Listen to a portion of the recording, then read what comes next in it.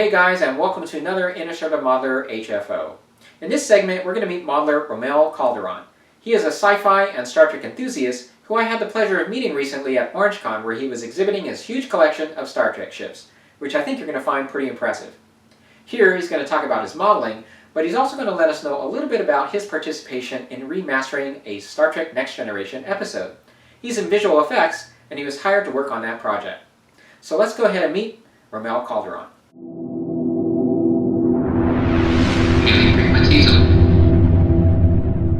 Alright, hi Rommel. Hey, how's it going? Good, good. Thanks for being on Interstellar Modeler. I appreciate it. Thanks for having me. Alright, great. Well, I'd like to start by just having you tell us a little bit about how you got into model building and what makes you choose to build sci-fi. Well, the story is I started model building because of my dad. He is 100% to blame on everything regarding me. He was a hobbyist. He did RC cars and had a bunch of models, and that's kind of how I got into modeling. As for the reason I chose sci-fi, specifically Star Trek more than anything, is also because of my dad. He watched a lot of the original series, recorded everything on VHS as it was airing in reruns. Yeah, a lot of the hobby stuff, like he actually had some military stuff. Like he had this aircraft carrier. I don't remember the scale of it, but it was loaded up with F-8s, and he was super patient with it because he actually let me play with them. Oh, really? So, yeah, you're not supposed to play with models. Yeah, right. And eventually I built my first kit. I helped. It was I think it was a 132 or 148 scale F-14. And I helped. Because maybe my dad did all the work and I just watched, but it was technically my model. I think my first kit that I actually built myself was the Enterprise, the 1537 scale. Yeah. I the old AMT kit. Oh, the old AMT kit with the panel lines and everything. Yeah. I believe it was the Star Trek 5 kit, mainly because it came with I remember it came with a shuttle. Yeah, and so right now the majority of my kits are all 1400 scale Star Trek. I pretty much build all of them, though. I have a few 1000 scale kits. I think I have all of the ones that are currently available. A bunch of 2500s. I have 2 refit 350s, a TOS 350, and an NX 350. Yeah, again, unbuilt. Yeah. Those are like the refit, especially Enterprise-E. That's the Grail. You know, that's the holy Grail kit for me. I'm fortunate that I have my own office at work, and I can actually, I bought a shelf specifically for all kits. Very good. My wife is totally okay with like me taking them out of the house. Yeah. So you're in visual effects. You're in the visual effects business then. Yeah, I work for a company called VFX Legion. I'm the CG supervisor. We do a lot of shows like Madam Secretary, How to Get Away with Murder. We just finished the season of Scandal. We've done some features like, what was the most recent one that we did? Done a few. Can't really recall at the moment. Yeah, I've been doing this for about maybe 12, almost 15 years now. Wow, that's exciting. Now, at OrangeCon, you mentioned that you were involved with remastering one of the TNG episodes. Can you tell us a little bit about that? It was for the episode Unification, parts 1 and 2, the one with Spock, the big crossover episode. Yes. Little background, I'm sure most people know, though, is that they tried to just take all the existing footage that was all filmed, all the miniature work from back in the late 87 through whatever, 90 something, and they just recomposited everything in high definition. They rescanned everything from the 35 millimeter film and put it into, digitized it and recomposited everything. But in some cases, they actually lost the footage, or the footage was damaged of the original filming miniature work. So that's when they stepped in to do CG. Which was a whole ordeal because you know how the fans are, the rivet counters, the window counters. Sure, yeah, absolutely. And so there was that one specific shot in that episode where the Enterprise was in the graveyard. Was it a graveyard? And it was on that junkyard. Oh, yes. And it just flies by and just they call it a paint scraper, and just long shot of the Enterprise just zooming by. And that happened to be the shot that they were missing. They knew how badly the fans were going to be eyeballing this thing, so they were a little shorthanded. This was at CBS Digital over in LA, here in LA, and they basically needed somebody to spend as much time as needed to make sure it looked perfect. Yeah. Considering TNG is the reason I got into visual effects in the first place, this was like a dream come true. Yeah, I bet. We got the phone call outside of a restaurant. My wife and I were in the car, and I'm just like sitting there, and I'm just like going, oh my god, as I got the phone in my ear. Yeah. And I mean, as an example, I spent 2 weeks just on the Bassard collectors just to make sure they looked exactly like the Oh real. wow. Yeah. So yeah, A I true did that. fan. Yeah, exactly. Yeah. It was free work that they got just because I Yeah. wanted it to look perfect.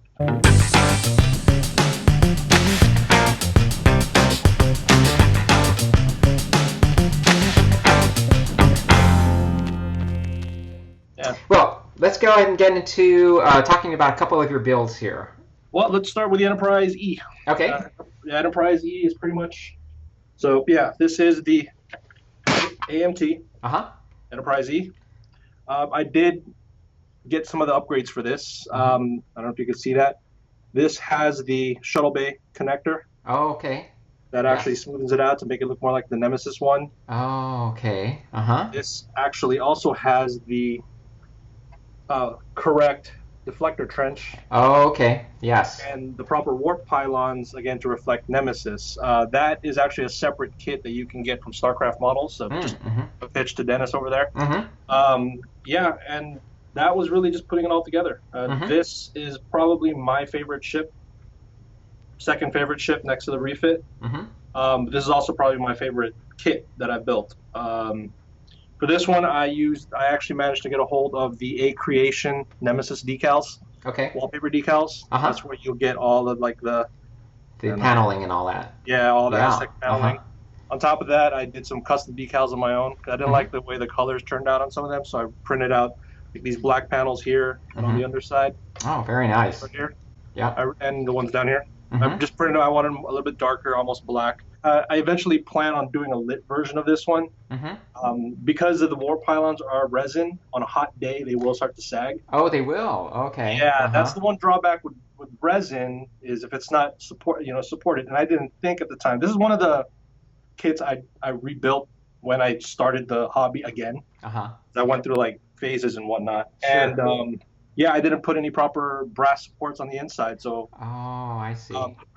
Dennis over at Starcraft Models, he actually does occasionally make these warp pylons with black resin. If you need to, you can kind of reform them with like a hot air gun or a blow dryer. But then when they're set, and they're actually really, really strong, and they don't. All right, well, that's a beauty. And I have to say, before we go on to our next model, to our audience here, is I walked into the exhibit area at OrangeCon, and I saw this amazing, and it's right behind him there, amazing display and collection of Starfleet models. I mean, short of seeing the scene, the final battle scene at the end of DS9, or maybe what you'd imagine was at Wolf 359 to meet the Borg. Yeah. I mean, short of seeing that on screen, I just never had seen a collection like this. So really, very impressive collection. Thank you. Let's go ahead and pick a different model and show us another one at you. All right, I'm going to go. Oh, now this was impressive, yes. Yeah, this was the just completed Nebula class USS Fawkes. And now it's Fawkes, as in Guy Fawkes or Dumbledore's Phoenix. Oh, okay. Hence the USS Phoenix from the Next Generation Atlas of the Wounded. So this one is actually, here's some the underside. Yes. And tell us how you did this paneling then? So this paneling is also like my Enterprise D. This is using the Acreation decals, wallpaper decals. It's called the on-screen gray. My preference for these ships is when I build them is I want them to look like what I see on screen. The thing is, when you look at them actually on, the miniatures at the time, they were weird colors. Sure. Like the Defiant is very blue. The Enterprise is duck egg blue.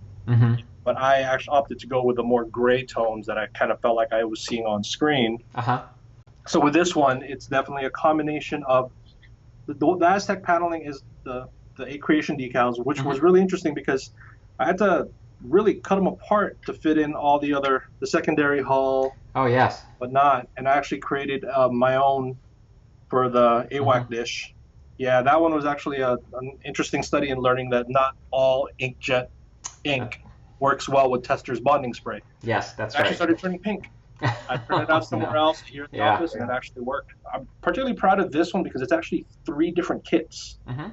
Okay, the saucer section and the nacelles are actually from the AMT Enterprise kit. And then the secondary hull and the warp pylons are from the warp models Farragut conversion kit. Oh, okay. So the Farragut, if you remember from Next Generation, was the triangular shaped That's right. Yeah. pod with a straight pylon. Now, back in 2007, 2008, I was on eBay and I found the Phoenix conversion kit, which is the one that comes with the, well, we like to call it AWAC dish. Now, that one also came with a secondary hull, warp pylons. But as I was looking at it, I realized it actually was wrong. The secondary hull was way too long. The warp pylons just looked weird. I actually started cutting up another AMT kit just to make the proper warp pylons.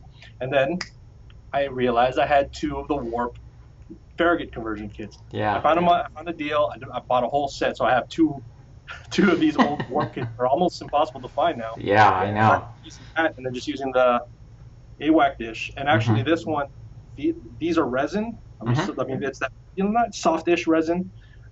They started to sag pretty bad. I would just leave it there, and on a hot, again, I live in Southern California, so on a hot day. Yeah.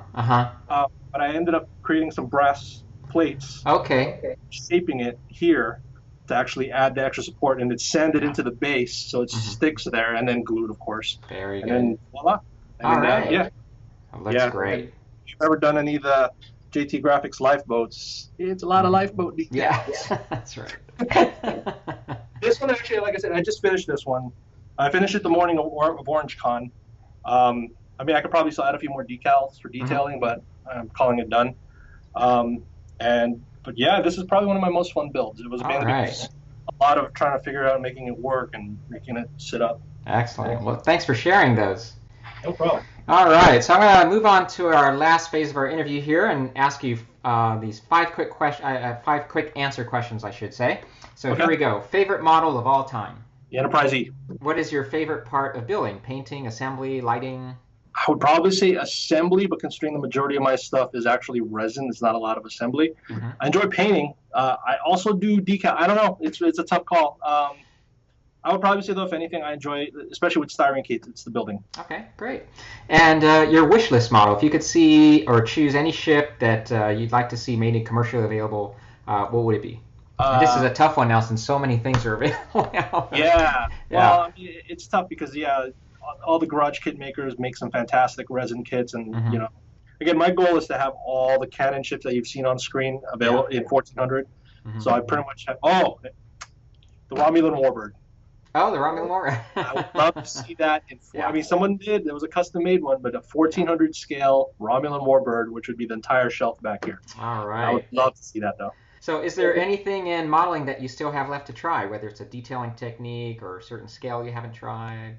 Large-scale stuff. I haven't actually done anything yet, and anything bigger than, was it a DS9 Defiant 420 scale? I mean, outside of like your military kits. I'm eventually going to love to get into the refit Enterprise or the TOS or the NX in 350. That's really the big one. Someone that actually on the Facebook pages had made a version of it that actually is screen accurate to what's in the motion picture with the proper pearlescent paints. That is some crazy level stuff that I would love to try one day. Yeah. Just to get it exactly with what's seen on screen. Cool. Yeah. So this next one I probably already know the answer to, but what sci-fi show has had the most influence on you and why? Lex. I'm just kidding. No, it's obviously Star Trek.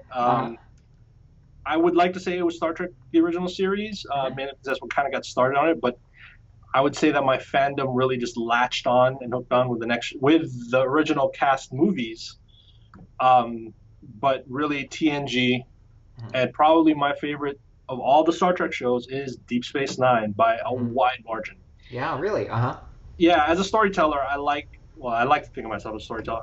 My favorite bit about Deep Space Nine is the serial nature of the show. Yes. It did serialized storytelling before it was the main thing on television. Yeah, when you think about it, back in those days, really, no TV series was serialized like that. In fact, I think if I understand it, a lot of the head honchos at the studios wanted to avoid doing that simply because they wanted people to kind of be able to jump in somewhere in the middle of the show and not, Yeah, So I mean, TNG did that well. I mean, TNG was fantastic at that.